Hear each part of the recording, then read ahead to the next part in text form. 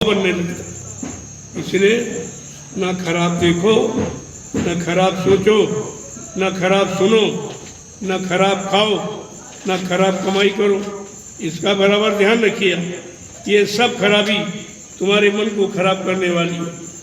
इसलिए जहाँ तक हो सके इन खराबियों से दूर रहो और धीरे धीरे कोई कमी खराबी आ गई उसके धीरे धीरे निकालो। जब निकालते रहोगे तो फिर कोई बुराई अंदर जगह नहीं बना सकेगी। इसलिए संगत है, आपस में प्रेम प्यार मोहब्बत से। जब प्रेम प्यार मोहब्बत से रहोगे तो तुम्हारा मन चिंतित नहीं है, तुम्हारे मन में शंका नहीं है, तुम इधर उधर की बातें नहीं सोचो।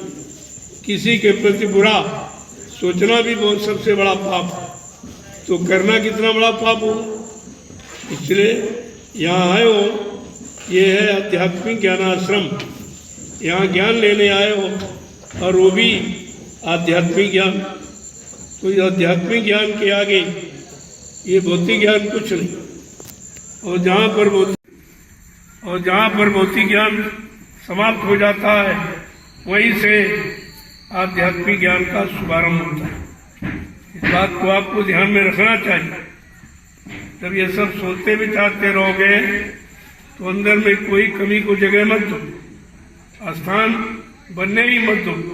जब मन कोई बुरे काम का स्थान बना देगा, किसी के प्रति बुरा भाव, किसी के प्रति ईर्ष्या राग द्वेष, तो इसी से मन खराब हो जाएगा। फिर इस मन को ठीक करने की कोई दवा नहीं बनी।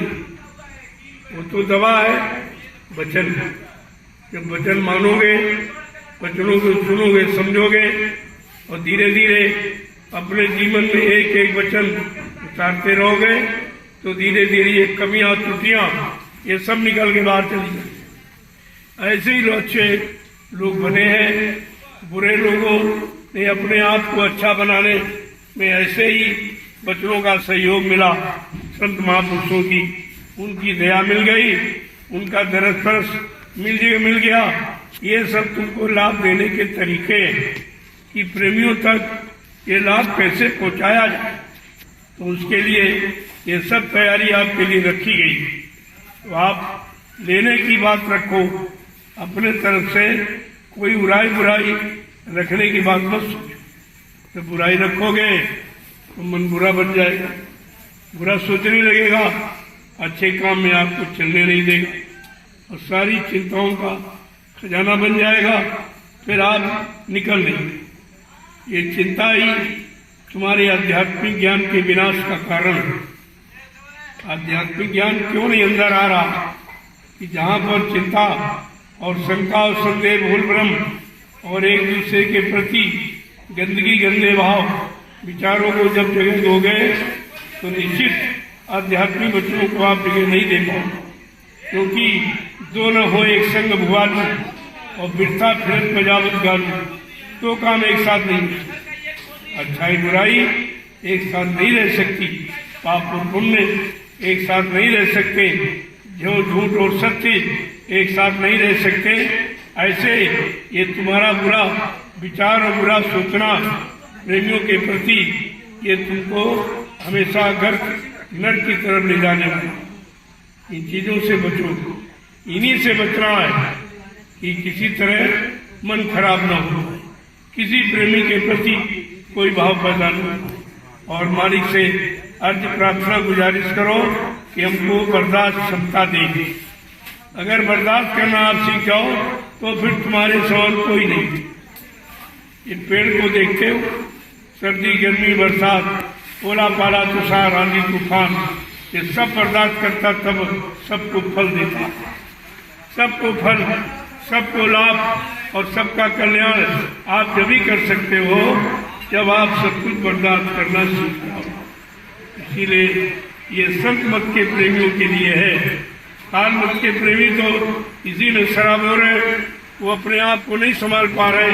लेकिन तुम संत मत के प्रेमी हो, संत मत के राही हो, तो तुमको ये सब समय की जानकारी अपने पास रखनी चाहिए। तो धीरे धीरे ये सब निकाल दो। जो तुमसे बैर करे उनसे तुम प्यार करो तो बैर भाव खत्म हो जाए।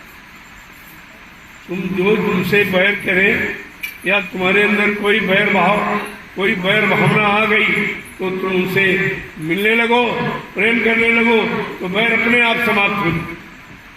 ये बैर और कोई निकाल नहीं सकता। अब जिसके कारण बैर भाव आया वो भाव समाप्त कर दो तो प्रेम भाव आ जाएगा, मिलने जुलने का भाव, एक दूसरे के सहयोग करने का भाव। तुम्हें सहयोगी बनना है, न कि विरोधी। विरोधी तो काल के जीवों में विरोध की भावना रहती। तुम जब दयाल के जीव हो तो तुमको काल का कोई भाव, कोई विचार अपने अंदर आने नहीं देना। यही तो आपको सुधारना, और सुधार क्या करना। जय गुरुदेव, जय गुरुदेव, जय गुरुदेव, जय गुरुदेव। जब होली का पावन पर्व मनाया जाता है तो आपसे कहा जा रहा है कि साल भर की बुराइयों की एक दूसरे से माफी मांगो। कोई गलती हो गई, कोई बुरा भाव अंदर आ गया, कोई शंका आ गई, यद्यप शंका झूठ होती है, नितांत झूठ, उसमें सत्य का तो लबालेस होता ही नहीं। जहाँ सत्य है वहाँ शंका नहीं होती। तो कोई आ गई है तो बोल की माफी मांग लो, उसमें कोई तुम्हारा चला थोड़ी जाएगा, तुम छोटे थोड़ी जाओ। आप हमको देखो, मैं तो बराबर आप सबसे माफी मांगता रहता हूँ, आप सबको प्रणाम करता रहता हूँ, आपके दर्शन करता रहता हूँ, और मैं मंच से ही माफी मांगता कि कोई भूल चूक त्रुटि गलती कहने बोलने में हो गई हो तो आप सब लोग हमें छोटा समझकर हमेशा माफ करते रहें। जब मैं ये कहता हूँ तो आपको तो और नीचे नम्र होकर, विनम्र होकर ये अपने इस सुधार में लग जाना चाहिए। जब ये बाहर से सुधर जाओगे तो अंदर में वो चीज अपने आप बैठ जाए, क्योंकि अभी बुराइयों की जगह आपने दी। अपने अंदर आपने बुराइयों की, ईर्षा, राग, द्वेष की, एक दूसरे से लड़ना झगड़ना, बैर भाव। अरे किससे बैर करते? गुरु भाई से। ये तो रिश्ता दोनों तरफ का, इधर का भी उधर का। इसलिए गुरु और भाई बहन, इससे बड़ा रिश्ता संसार में कोई है ही नहीं। वो तो स्वार्थ, लोभ, लालच के रिश्ते हैं और वो गंदगी के रिश्ते हैं। और ये परमार्थ का और अच्छे भाव विचारों का रिश्ता। इस रिश्ते को बरकरार रखो, बराबर इसकी संभाल करते रहो कि कोई गंदगी, कोई त्रुटि हमारे पारस्परिक प्रेम भाव में न आने पाए। हम सत्संगी प्रेमी भाई बहन सब मिलजुल के रहे, एक दूसरे के काम आए।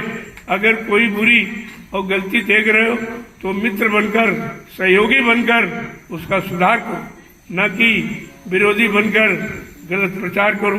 आप सब उल्टा करते। तुमको सहयोगी बनकर सहयोग करना चाहिए, मदद करना चाहिए। अगर कोई बुरी यानी भावना, विचार तुम्हें दिखाई दे रहा तो मित्र बनकर, सहयोगी बनकर उसकी मदद करो, न कि दुश्मन बनकर विरोध करो। ये तो काल का सामान, ये काल का मत है, ये काल के विचार है, ये काल की धारणा है, ये संत मत की धारणा विचार नहीं है।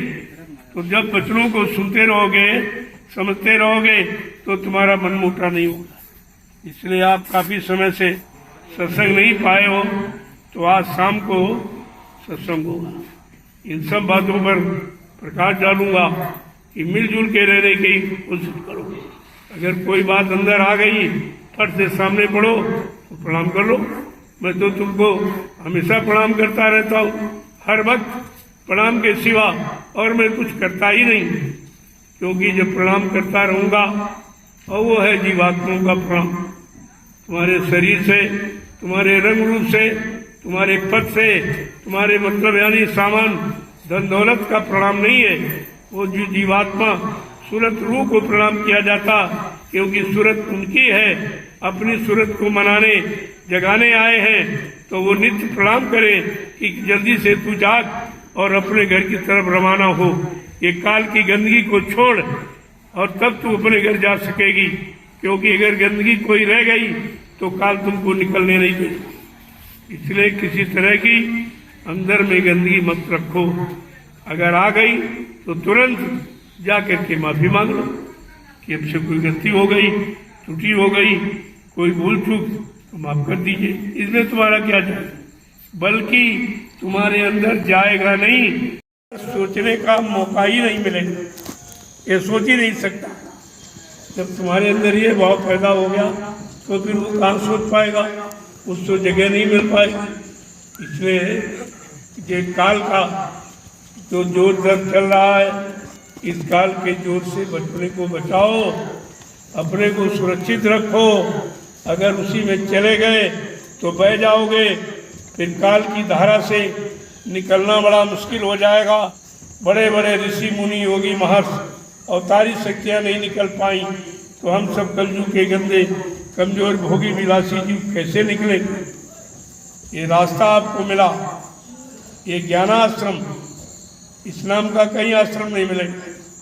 पूरे हिंदुस्तान में चले जाओ, जय गुरुदेव आध्यात्मिक ज्ञानाश्रम, यहाँ पर आध्यात्मिक ज्ञान, भौतिक ज्ञान तो आप देख चुके हो, लोगों को कुछ नहीं मिला, सब बेचारे परेशान, चाहे गरीब हो चाहे अमीर हो। ज्ञान अपनी पराविद्या जो हमारी जीवात्मा को जगाने वाली, परमात्मा से मिलाने वाली है, उस पराविद्या को हम समझें। ये अक्षर विद्या से अलग हटके आप शब्द ज्ञान को समझो तो अक्षर ज्ञान का झमेला ये समाप्त हो जाएगा।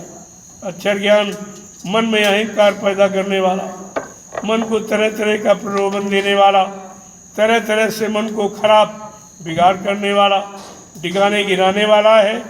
इसलिए तभी महापुरुषों ने कहा, अरे पढ़ना लिखना चातुरी ये तो काम सहल, लेकिन काम दहन मन बसकरन यही काम मुश्किल।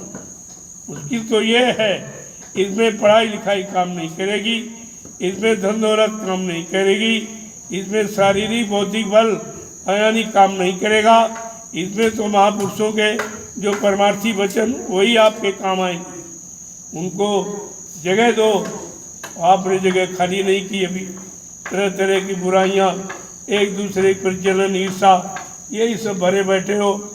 जब बर्तन भरा है पहले से तो अच्छी चीज़ भी उसमें नहीं आ पाएगी। इसको खाली करो, धीरे धीरे जैसा खाली होता जाए और अच्छे विचार, अच्छी धारणा इसके अंदर रखते जाइए, सब ठीक हो जाए। अगर किसी से बैर की भावना पैदा हो गई तो फट से जाओ, उसको प्रणाम करो, माफ़ी मांगो, अपने आप पैर दूर भाग जाए। अकड़ और गरूर गुमान ये रखोगे तो ये और बढ़ता रहेगा। यही तो उसको खाद पानी दे रहा है। जो आप ये कर रहे हो, ये बैर भाव को, ये ईर्षा भाव को, राग द्वेष भाव को, घृणा के भाव को, ये सब खाद पानी दे रहा है। बात तो आप समझते नहीं हो। ये अकड़ गुमान ऐठ ये संत मत का, प्रेमियों का कहना नहीं है। दीनता और गरीबी ये संत मत का कहना है। संत मत प्रेमियों को हमेशा दीनहीन रहना चाहिए, हमेशा अपने आप को छोटा, गरीब, गरीब का मतलब कोई नीचे नहीं, वो गरीबी का मतलब ये है सादगी। सादगी तो गरीबी लाएगी, दूर करेगी गरीबी को। सादगी से गरीबी दूर हो जाती। तो ये सब भाव विचार अपने अंदर रखो और धीरे धीरे समझने की कोशिश करो। पारस्परिक प्रेम प्यार मोहब्बत को बढ़ाओ, यही तुम्हारा असली यानी धन है। और इस धन को अगर हटा दोगे तो तुम अंदर बाहर सब खाली हो जाओ, तुम्हारे पास कुछ नहीं बचे। जय गुरुदेव, जय गुरुदेव। हाँ ले जाओ प्रेमियों। आज कितने दिन के बाद धूप निकली है। ये धूप आपको डी विटामिन देती, शरीर में इसकी जरूरत। ऐसा नहीं है, जो कुदरत ने जो भी बनाया वो शरीर की रक्षा, सुरक्षा, हिफाजत के लिए बनाया।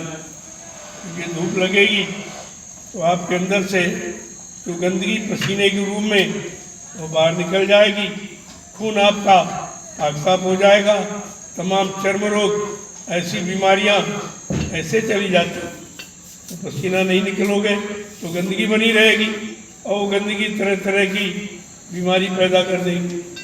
तो आप धूप में धूप से मत डरिए, चाहिए आप आपकी तपस्या हो जाएगी और शरीर को यानी लाभ मिल जाएगा और संगत की सेवा हो जाएगी। ये कितने लाभ इसमें देखिए आप।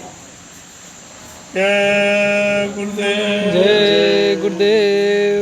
जिसने मालिक की शरण, जिसने मालिक की दया पाई, हमेशा छोटा बन, हमेशा दीनहीन बन, गरुड़ गुमान एंड घमंड में तो कुछ नहीं मिला, जो था वो भी आपको चला गया। इसलिए ऐसे शत्रु को अपने अंदर प्रवेश ही मत करने, जो तुम्हारा बिगाड़ करे, तुम्हारे अंदर वैमनस्यता के भाव विचार पैदा करे, एक दूसरे से राग द्वेष ईर्षा पैदा करे। यही तो कहा, ईर्षा तू न गई मेरे मन से। ए ईर्षा, तू मेरे मन में क्यों प्रवेश कर गई? कैसे तुझको जगह मिल गई? या मन खाली था तो तू बैठ गई और अब मन को निरंतर खराब की तरफ घसीटे लिए जा रही। ये सब खाली बैठा करो तो अपने गंदे मन के बारे में सोचो कि गंदगी, कितनी गंदगी रह गई। जब संगत में आए थे तब कितनी गंदगी थी, अब इतने सत्संग सुनकर कितनी गंदगी आपने निकाल दी है, कितनी अभी बाकी है। ये चिंतन किया करो, हमेशा परमार्थी भाव विचारों को जगह बनाने की चिंता करो। तुम इधर उधर झगड़े झंझट करते हो, बाद में उसी चिंता में डूब जाते हो। पहले खराब किया, अब तुम निरंतर खराब करते रहोगे। जब तक प्रेम भाव नहीं पैदा करोगे, आपस में मिलो जुलोगे नहीं, तब तक ये बैर नीति तुम्हारे अंदर से निकलने वाली नहीं। इसका निकलने का साधन यही कि जो न हमसे नफरत करे, हमसे मोहब्बत करे। ये तो वो नफरत करना वो खुद बंद कर देगा और तुम भी बंद कर दोगे, दोनों पाक साफ हो जाओ। ये तो दोनों को लाभ मिलने वाली का तरीका है ही। जय गुरुदेव। जय गुरुदेव। चलो सब लोग जल्दी से काम शुरू कर दो, अपनी बड़ी सेवाओं में लग जाओ। आज मौसम आपको बढ़िया मिला, बड़े दिनों से आप इंतजार कर रहे थे, भाई ये पानी सेवा नहीं करने दे रहा, पानी हमारी परमार्थी सेवा में रुकावट डाल रहा, हमको सेवा से अलग कर रहा है। बड़ी चिंता प्रेमियों को थी, लेकिन आज वो चिंता आपकी समाप्त हो गई। कुदरत आपने आपकी प्रार्थना सुनी है, आपको अवसर मौका दिया है, उसका बराबर लाभ उठाइए।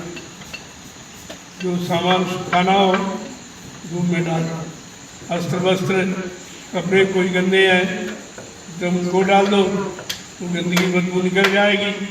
ये सब काम करेगी धूप। आप जैसे कपड़े की गंदगी निकाल देती धूप, ऐसे धूप तुम्हारे शरीर में लगेगी तो पसीने के रूप में सारी गंदगी निकाल के बाहर कर देगी। ये लाभकारी। तुमने धूप का लेना बंद कर दिया और तुमने यानी परिश्रम करना छोड़ दिया। बीमारी के दो कारण, परिश्रम और मतलब यानी सच्चा ईमान। ये दो चीज़ें आ जाए तो समाज अपनी जगह खड़ा हो जाए। आज समाज में किसी चीज़ की कमी नहीं है, लेकिन कमी है तो सच्चाई, ईमानदारी और परिश्रम। सच्चाई, ईमानदारी और परिश्रम की कमी अगर ये आ जाए तो अभी देश खुशहाल हो जाए। देश को खुशहाल बनाने के लिए केवल परिश्रम और सच्चाई, ईमानदारी की जरूरत है। आप यहाँ भी आए हो, अगर संगत में अपना स्थान बनाना है तो सच्चाई, ईमानदारी आपका स्थान बना देगी। कोई माने ना माने, लेकिन सच्चाई, ईमानदारी को लोग तुरंत सीधा प्रणाम करने लगे, तुरंत सिर झुक जाएगा जहाँ सच्चाई और ईमानदारी। इसलिए आपको ये बनाया जा रहा कि सच्चे ईमानदार बन जाओ तो देश समाज परिवारों में खुशहाली अपने आप आ जाएगी। वो तुम करते नहीं हो, तुम कहते हो पैसे से खुशहाली आ जाएगी, जमीन से खुशहाली आ जाएगी, बाल बच्चों की खुशहाली, मकान दुकान बनाने में, नौकरी व्यापार करने में। ये तो सभी लोग कर रहे हैं, फिर दुखी क्यों? इस पर तो विचार अभी तक लोगों ने किया ही नहीं। आखिरकार दुख का कारण क्या? दुख का कारण है हमारी नैतिकता की कमी। हमने अपना नैतिक चारित्रिक स्तर को खराब किया। इसीलिए ये कहते नहीं कि जैसी नियत वैसी बरकत। ये बूढ़े बुजुर्गों ने जो बिना पढ़े लिखे एक थे, ये उनका सिद्धांत है कि जैसी नियत वैसी बरकत। अगर नियत आपकी पाक साफ पवित्र है, सबके प्रति अच्छे भाव, तो धीरे धीरे तुम्हारा विरोधी भी सहयोगी बन जाएगा। जब आप निरंतर अच्छे ही भाव विचार रखेंगे। आप हमको देखिए, लोगों ने कितनी निंदा आलोचना बुराई की इन 10 वर्षों में, लेकिन मैं बराबर उनको अच्छाई और सच्चाई का संदेश देता रहा। उनको परमार्थी सेवा प्रेमियों से करा के उनके सामने पेश करता रहा। तो धीरे धीरे धीरे अब सब बदल गए। अब सब के अंदर अपने आप स्थान बन गया है। तो मैं तो यही कहता हूँ कि तुम अपने अच्छे सच्चे काम में लगे रहो। दूसरे के बुराई और बुरे काम को देखकर तुम क्यों बुरे बनते हो? तो तुम भी बुरे हो जाए। अच्छे बनो, सच्चे बनो, ईमानदार बनो, चरित्रवान बनो। ये 4 चीज़ें आपके अंदर होनी चाहिए। चरित्र और ईमानदारी यही चली गई है। आज सारा देश, सारा मानव समाज, परिवार में रहने वाले लोग सब दुखी और परेशान हैं, केवल इसी के कारण। इसलिए सत्संगियों, तुम्हें आदर्श बनना है। संदेश सदगुरु का तुम्हें चरितार्थ करना है। जय गुरुदेव। ये तुम्हें करके दिखाना है कि गुरु भक्ति कैसी होती, गुरु अनुशासन कैसा होता, और गुरु भाई बहनों से प्यार कैसे रखा जाता, कैसे किया जाता है, और कैसे अपने अंदर तुम प्यार को और मोहब्बत को जगह दे पाओगे। जय गुरुदेव। जय गुरुदेव। जय गुरुदेव। जय गुरुदेव। अब आप अपनी बड़ी सेवा में लगे। ये सेवा आपके तमाम दुर्गुणों को, पाप कर्मों को निकालने वाली। तुम्हारे अंदर मन में जो खराबी बुराइयां, उनको निकालने वाली। जब आप सेवा में लग जाओगे तो बुराई निंदा नहीं करोगे, क्योंकि बुराई निंदा करोगे तो उस दिन की सेवा तुम्हारी खत्म हो जाएगी। वो तो सेवा यानी कटौती हो गई आपकी, चली गई उसमें बुराइयों में। जितना साफ नहीं किया उतना गंदा कर लिया। दिन भर आपने सेवा की और शाम को बैठ के निंदा आलोचना बुराई बनाई, तो जो किया करा है सब है। तो आप अपना नित्य नुकसान कर रहे हो और फिर भी नहीं समझ पा रहे हो कि हमारा नुकसान किस कारण हो। जिनको देखकर अंदर में प्रसन्नता हो, अंदर में उनके प्रति सेवा, दया, प्रेम भाव पैदा हो, तब तुम समझ लो कि तुम्हारा भाव सबके प्रति समान हो गया। अगर किसी को देख के नफरत हो रही है और मतलब यानी ईर्षा हो रही है, राग द्वेष घृणा, तो ये सब तुमको खराब करने वाली चीज़ें। इनको अपने अंदर जगह ही मत दो, इनको आने ही मत दो। आएगी जब तुम किसी से घृणा करोगे। अगर उसे प्रेम करने लगो तो घृणा कैसे आई? ये बीच में आ ही नहीं सकती। ये जब जगह देखती है कि प्रेम का अभाव, तो फट से घृणा खड़ी हो जाती है। जब भूल भ्रम का अभाव, तब शंका आ जाती है। ये सब आने के रास्ते पहले देखिए। इन रास्तों को आपको बंद करना, कि ऐसा कोई रास्ता न बने जिससे हमारे अंदर किसी प्रति घृणा, क्योंकि घृणा सबसे बड़ा पाप है। ये सबसे बड़ा पाप। और फिर अपने प्रेमियों के प्रति, अपने सत्संगी, अपने गुरु भाई बहन के प्रति, ये तो और दुर्गुण भारी हो जाएगा। इससे आपको परमार्थी सेवा का लाभ तुम्हारा खत्म हो जाएगा। ऐसा कोई काम मत करो कि कमाई कम करते हो, खर्चा ज़्यादा करो, तो निश्चित आप गरीब दुखी बने रहोगे। ऐसे परमार्थी कमाई तो कम करते हो और ईर्ष्या, राग द्वेष घृणा और निंदा आलोचना बुराई करके तुम जो कुछ किया करा सब बेकार कर डालते। दिन भर किया और जरा देर 5 मिनट में सब तो इसको समझो, चेतो जागो होश में कि कलयुग क्योंकि जा रहा है वो जरूर तुमको खराब की तरफ ले जाएगा, खराबी की तरफ, दुर्गुण के तरफ, गंदी भावना, गंदे भाव विचार और घृणा और ईर्ष्या राग द्वेष की तरफ घसीट के ले जाएगा, ताकि ये जीव काल की गंदगी में बना रहे और हमारा देश सुचारू रूप से चलता है। तो तुम तो अभी काल के तरफ बैठे, दयाल के यहाँ आए हो दयाल का काम करने और काम कर रहे हो काल का। दिन भर दयाल का काम किया और शाम को बैठे तो निंदा रुचि बुराई में लगे, आप घृणा में रहे, ईर्षा राग द्वेष चले, तो जो कुछ किया था 2 मिनट में खत्म। सारी दिन भर की परमार्थी सेवा, संतान सेवा आपको आपने 2 मिनट में खड़ा किया। तो इसलिए अच्छाई के पहले खराबी को, खराबी कैसे आती उन भाव विचारों से अलग हो जाओ, उनको अपने मन में जगह ही मत दो। जब उनको जगह नहीं दोगे, सबसे प्रेम करोगे तो ईर्ष्या राग द्वेष कहाँ बैठे, उसे जगह नहीं मिलेगी। और तुम नित्य प्रति उन्हीं को जगह देते रहते हो, इनसे लड़ाई उनसे झगड़ा। अरे परमार्थ में झगड़ा होता है कि परमार्थ में झगड़े समाप्त हो जाता है? सब उल्टा यहाँ करते हो, फिर कहते हो हमको दया नहीं मिल रही। दया तो हो रही, लेकिन दया का पात्र आपने नहीं बनाया। तो निर्मल मन जन सो मोहि पामे, दया किसको मिलेगी? जिसका मन निर्मल पाक साफ पवित्र। नहीं तुम दया से हमेशा खारिज ही। पहले बचनों को सुनो और फिर किससे बचो, किससे बचना है वो हमेशा ध्यान में रखो। जब बचने और बचाने की बात समझ में आ जाएगी तो आप सुरक्षित हो जाओगे, पाक साफ निर्मल पवित्र हो जाओगे। जय गुरुदेव, जय गुरुदेव, जय गुरुदेव, जय गुरुदेव। सेवा करते रहो, सत्संग सुनते रहो। मैंने कहा था सुबह सत्संग दूंगा तो ये हो गया और शाम को भी हो जाएगा। जब दोनों तरफ खुराक मिलेगी तब तुम्हारे अंदर ये गलत भाव विचार नहीं आएंगे। इसलिए हमको ये दोनों सुबह और शाम दोनों वक्त ये सत्संग की जानकारी देनी पड़ेगी।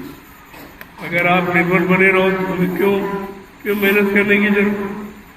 तुम हमसे फालतू मेहनत कराते रहते, तुमने की वो तो निंदा करके खत्म कर, फिर हमको समझाने के लिए मेहनत करनी पड़ती। तो तुम अपने को भी परेशान और हमको भी परेशान करते। जब परेशान करोगे तो दया कैसे मिलेगी? किसी को परेशान करो तो क्या उससे दया मिल जाएगी? ये हमेशा सोचिए आप। और तुम्हारी परेशानी के कारण ही हमको सब करना पड़ा। अगर पाक साहब निर्मल मिले होते तो अब तक तुम्हारा काम शुरू हो गया होता। ये बाहर की सेवाओं में लगाकर तुमको पाक साहब निर्मल पवित्र करने की जरूरत नहीं पड़ती। ये सेवाएं इसीलिए रखी कि आप गंदगी से अलग नहीं हो पा रहे, अपने मन को गंदे भाव विचार, ईर्ष्या राग द्वेष से अलग नहीं कर पा रहे हो, इसलिए हमको सेवाएं ये रखनी पड़ी। अगर पाक साहब निर्मल हो जाओ तो इन सेवाओं से मुक्त हो जाओ, आप सीधे भजन करने लगो। भजन पर यानी मतलब भजन की तरफ चल पड़ो और जीवात्मा सीधे जाकर अपने घर की तरफ चली जाए।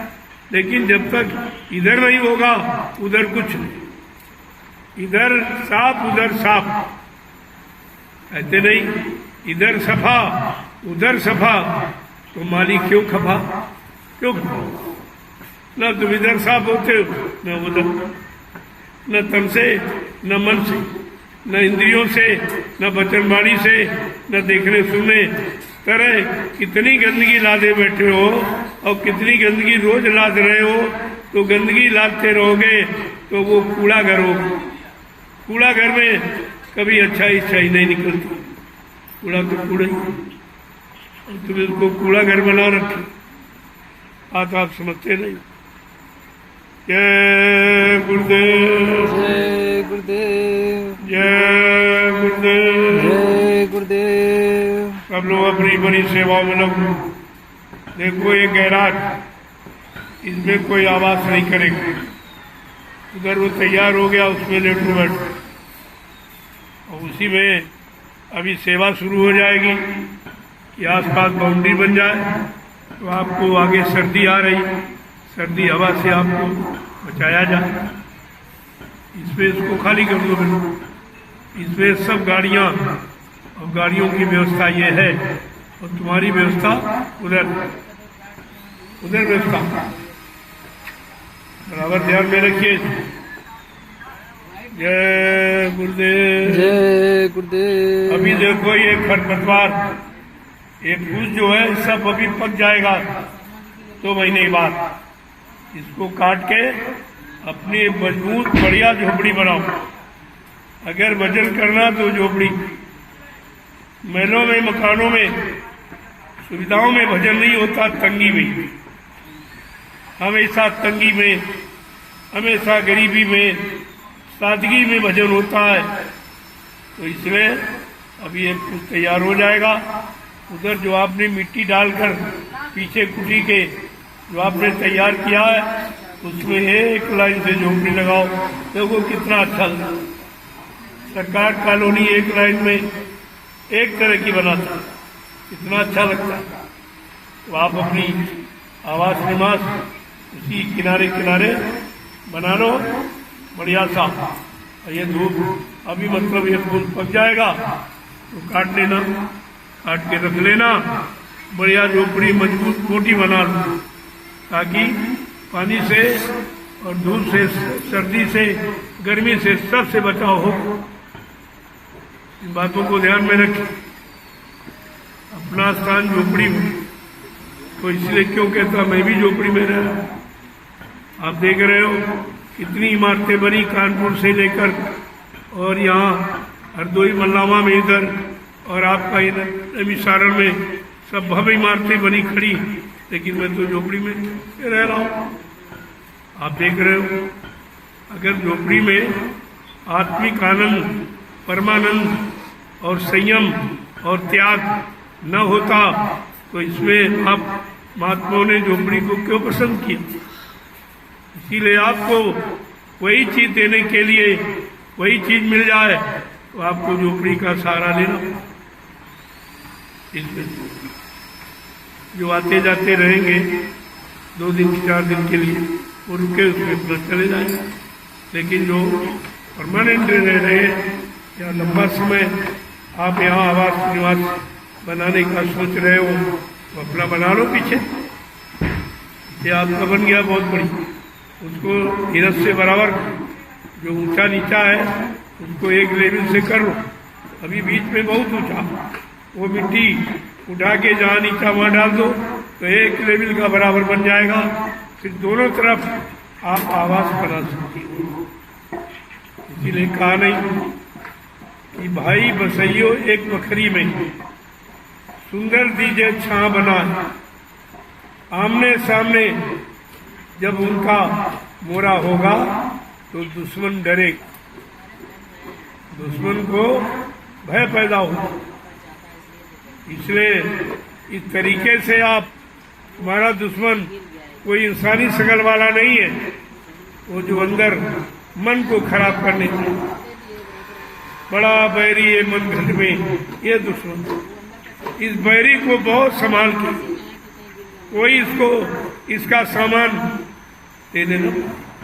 इसका सामान दे दोगे तो ये बलवान हो जाएगा। और बुराई और खराबी और जितना ये है गंदा कि वो भोग, ये सब उसका सामान है, और तुम उसी को सामान देते रहते हो, उसकी पूर्ति करते रहते हो, तो वो बलवान हो गया। अब इसको समझ के रखना, इस मूर्ख को समझ के रखना, और गुरु के वचन ना बिसरना। जब गुरु के वचनों को याद रखोगे तो ये मूर्ख संभल के रहेगा। जब इसको इसकी इच्छा अनुसार कोई सामान, कोई भोग नहीं मिलेगा तो ये अपने आप शांत हो जाएगा, फिर तुम्हारे पीछे पीछे चलेगा। आज तुम उसके पीछे पीछे चल रहे हो क्योंकि उसने तुमको गुलाम बना रखा, अपना गुलाम बना लिया, अपना सेवक। तुम उसी की सेवा करते रहो। अभी गुरु सेवा, गुरु वचनों की सेवा, गुरु विचारों की सेवा, गुरु करनी की सेवा, गुरु युक्ति की सेवा